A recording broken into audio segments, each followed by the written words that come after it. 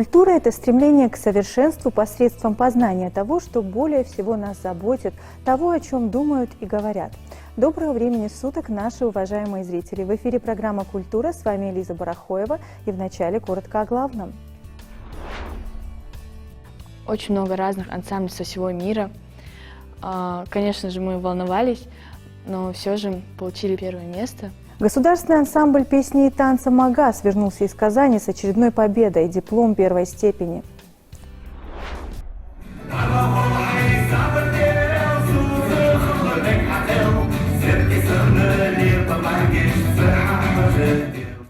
Ингушетия чествует мужество и силу духа. Марафон добра в Международный день инвалидов.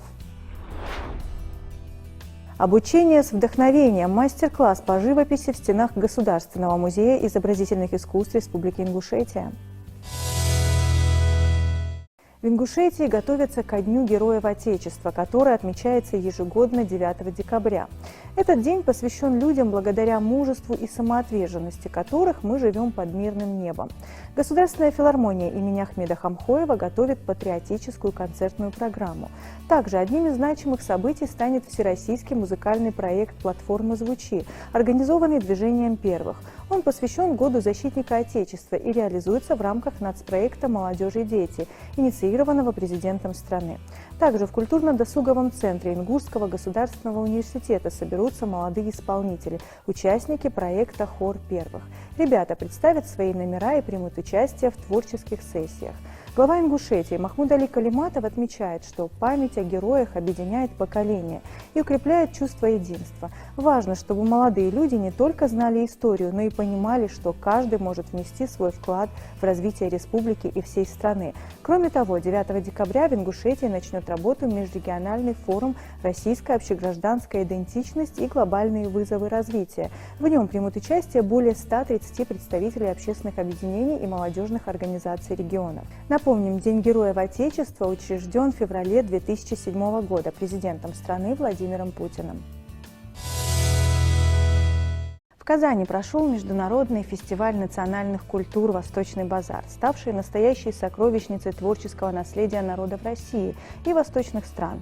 Фестиваль собрал под своими флагами представителей более 50 национальных культур.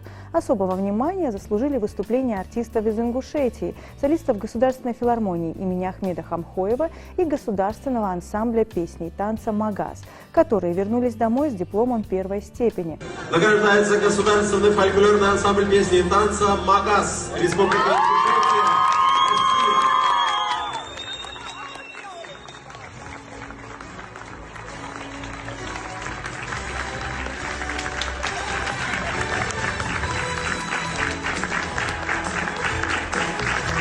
Хочется сказать молодцы. Желаем вам дальнейших успехов.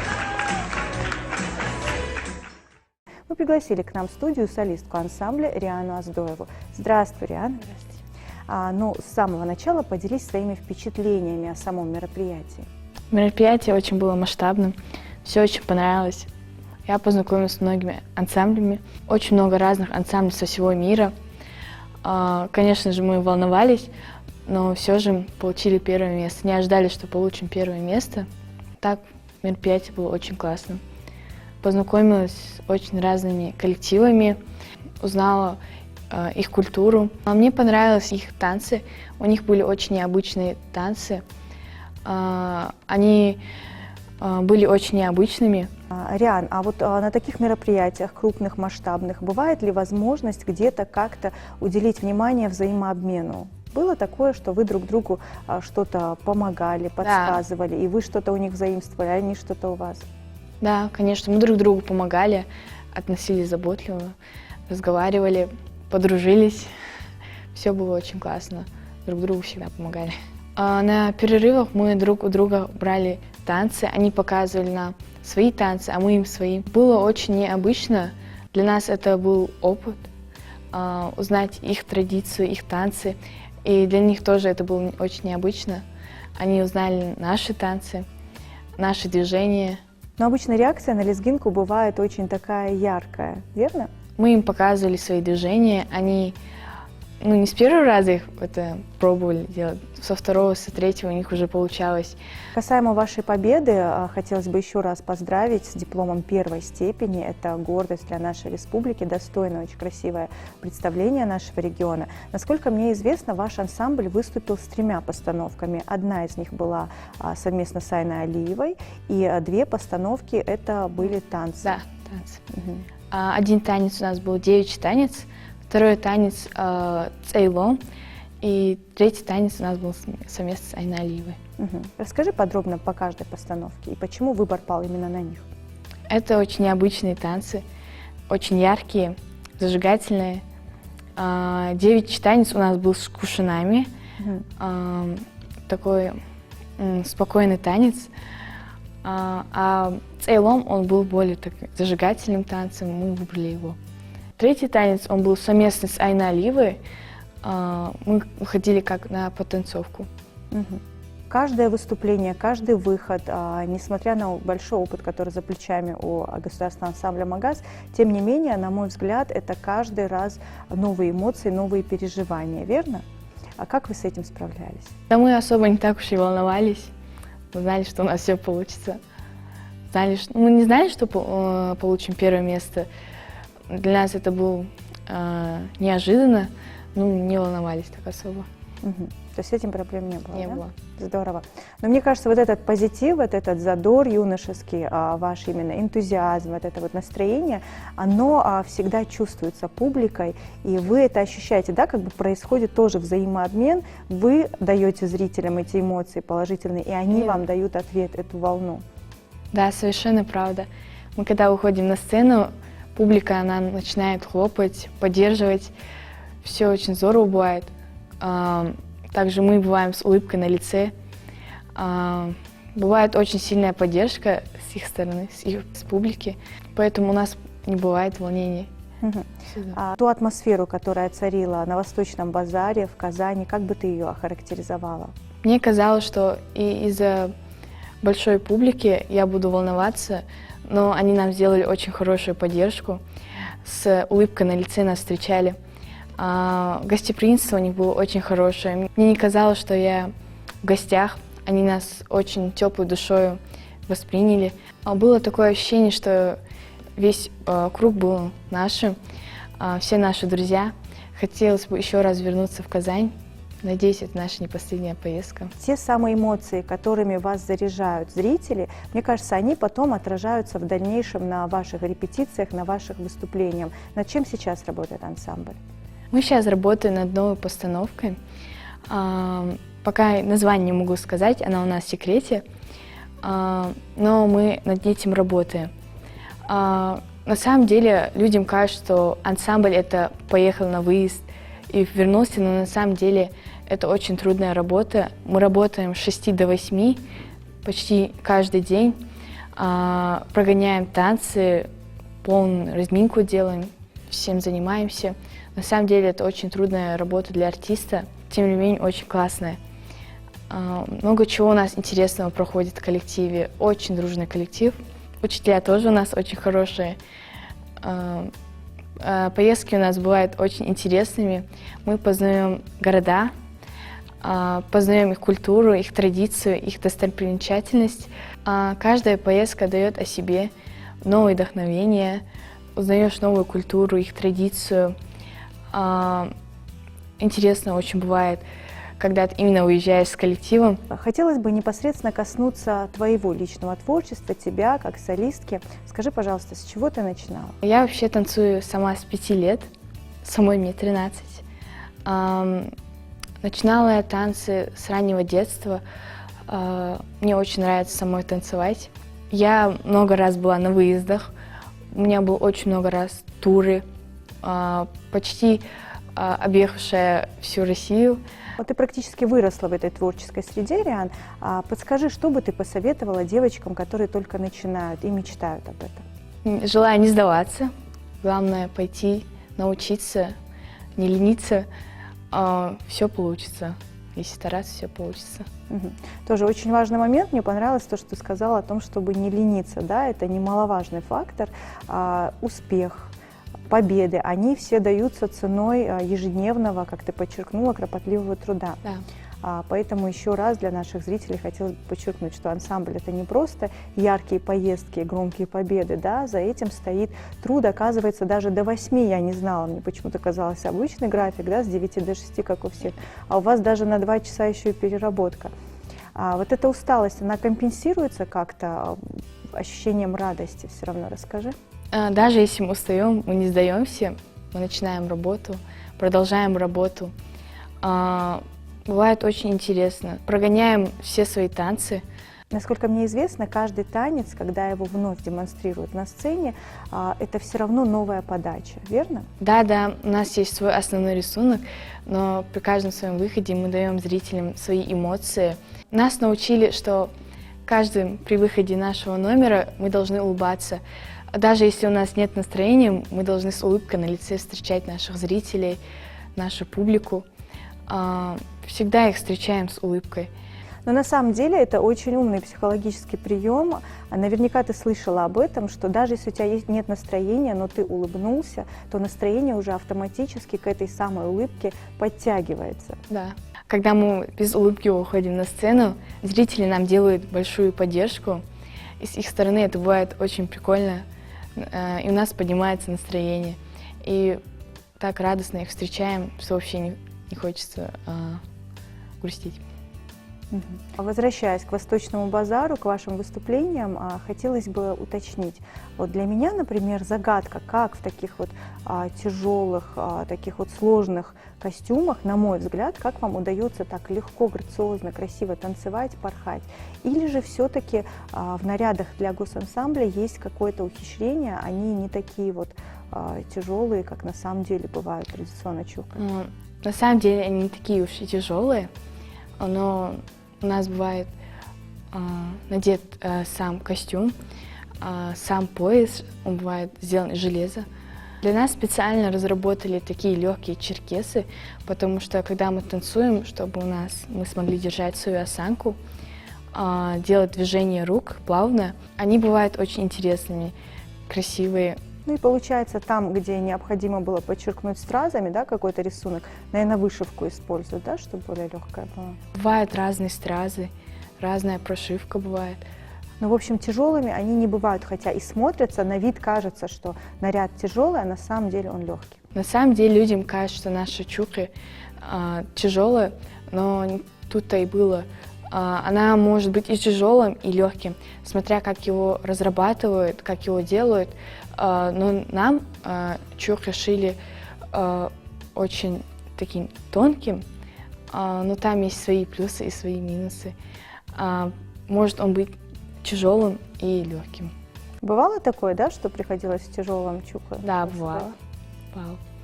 Вот у нас на девичьем танце, танец с кувшинами, легкий черкес, потому что у нас там движение рук, как мы должны ставить кувшин. Поэтому для нас разработали специально такой легкий чукча. Еще зависит от постановки, да? Там, да, где постановка. больше движений, соответственно, наряд более легкий. Да. Как интересно, как здорово. И то же самое касаемо парней, да? Да.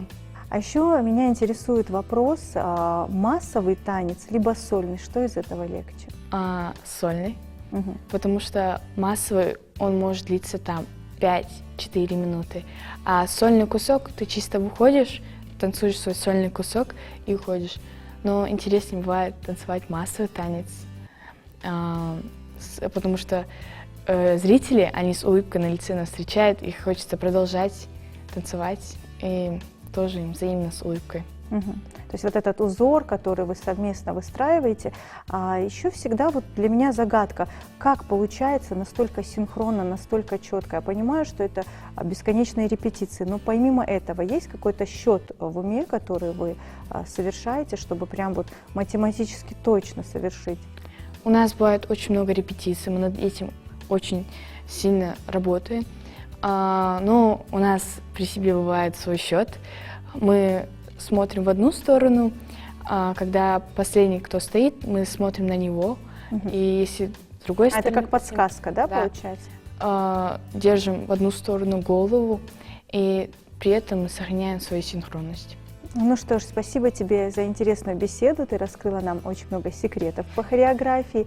И сейчас ты спешишь на очередную репетицию. Мы пожелаем тебе удачи, успехов в творчестве, всего самого доброго. Спасибо большое, Иван.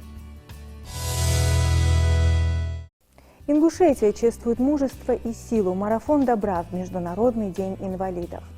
Администрация Назрановского района в сотрудничестве с благотворительным фондом МЯЛ организовали трогательное мероприятие, целью которого стало окружить вниманием и заботой людей с ограниченными возможностями здоровья.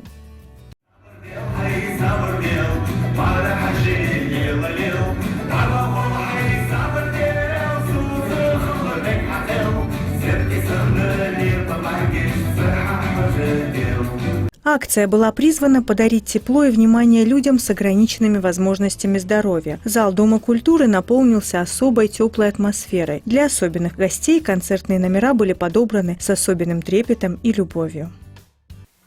Здесь башни смотрят в гордом небеса, храня покой и мудрость сотен лет. Здесь честь и доблесть, главные слова, и дружбы крепче, и надежней нет. Свин, душа танцует в ритме бой, моей души все каждый сядем за стол, разольем крепкий чай, и польется беседа рекой. Преодоление – это девиз людей невероятной силы духа и оптимизма. Среди гостей, людей с ограниченными возможностями различных возрастов, был и 13-летний Абдулла Цычоев. Несмотря на серьезные испытания, выпавшие на его долю, он радуется жизни и радуется каждому новому дню. Мальчик отмечает, что с удовольствием посещает такие мероприятия, и они приносят ему массу позитива. Скажи, тебе понравилось сегодняшнее мероприятие? Понравился. Что тебе больше всего понравилось? Танцы. Какие танцы? Русские. Русские? Что тебе еще понравилось? Играть понравилось. И? И Все? все. Концерт был дополнен увлекательной выставкой глиняных изделий, где каждый желающий мог не только полюбоваться работами, но и попробовать свои силы в искусстве лепки на организованном тут же мастер-классе. Для тех, кто хотел внести свой вклад в доброе дело, в зале был установлен специальный ящик для пожертвований в фонд МЯЛ. Отмечая эту дату, тем самым показывая, что люди с ограниченными возможностями, инвалиды, не должны быть обделены вниманием, и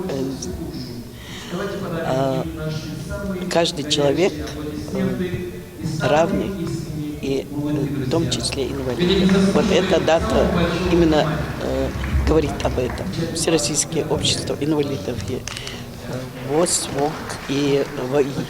3 организации, ведущие организации участников Булыш, Назрановский район, руководство этого Дома культуры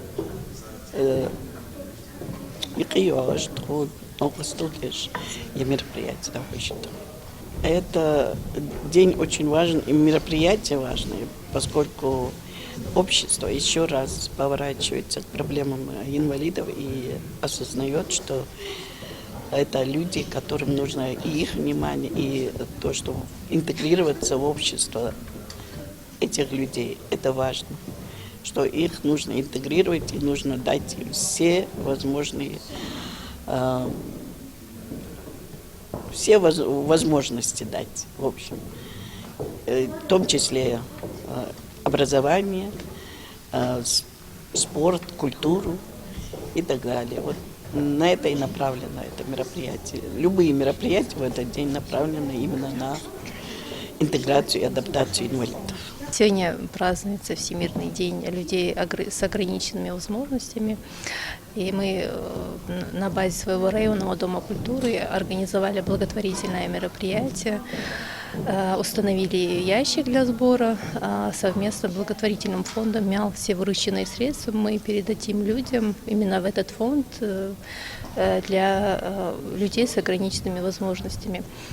Мероприятие в самом мероприятии принимают как наши коллективы, да, но и также люди, особенные люди, которые тоже представили свои номера. Также сегодня по поручению главы республики мы подготовили сладкие подарки для особенных своих гостей, которые приехали к нам со всех уголков республики. Не только поучаствовать и принять участие, но и показать свои номера.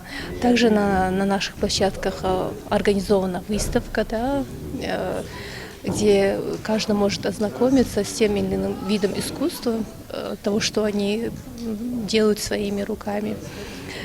Сегодня точно можно сказать, что эти люди, они действительно с железной силой воли, у них огромное мужество, любой человек может им позавидовать.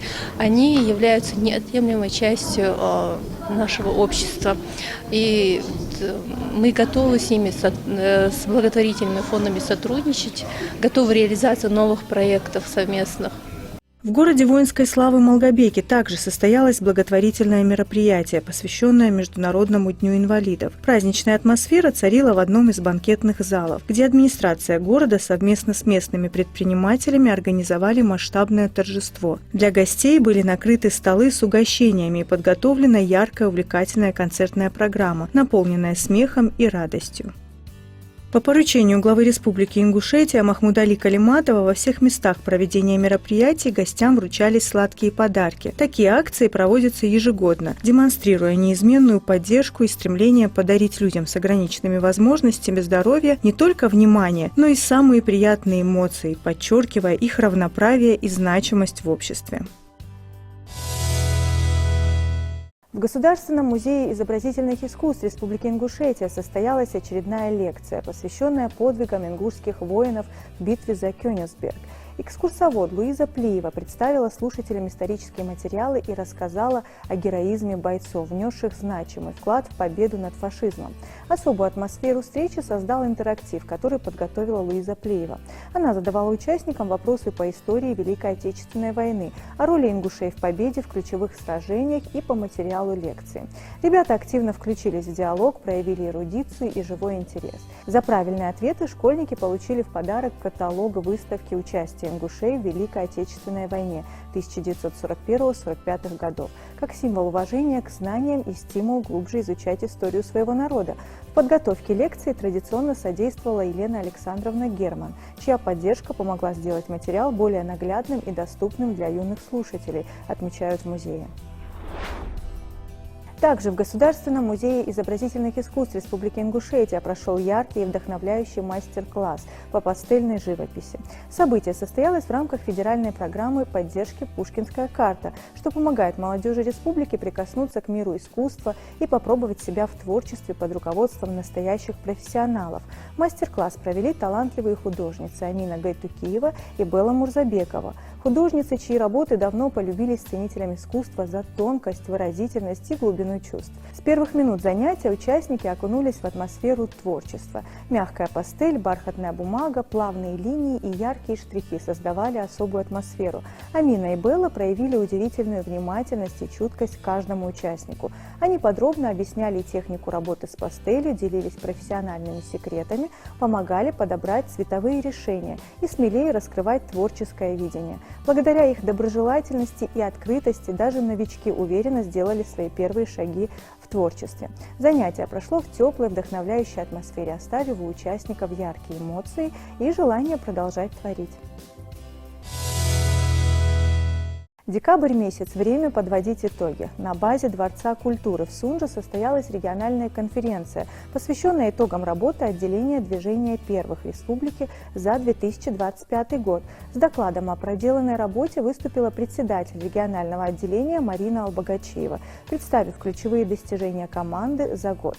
Она выразила благодарность наставникам, активистам, педагогам и родителям за их вклад в развитие движения. В конференции приняли участие Детский региональный совет движения первых, волонтеры и активисты муниципальных отделений, директора образовательных организаций, советники директоров по воспитанию и взаимодействию с детскими общественными объединениями, а также команда всероссийского проекта «Навигаторы детства». Среди почетных гостей были министр образования и науки Ингушетии Ахмед Башир Цароев, председатель комитета по делам молодежи региона Адам Мальсагов, а также руководители администрации и многие другие. Во время конференции отличившиеся работники сферы воспитания были награждены благодарственными письмами и сувенирной продукцией движения первых. Мероприятие стало не только площадкой для подведения итогов, но и пространством для обсуждения стратегических задач и приоритетов на 2026 год. Таковы были новости культуры нашего региона. Спасибо за внимание. Оставайтесь с нами на телеканале Магаз.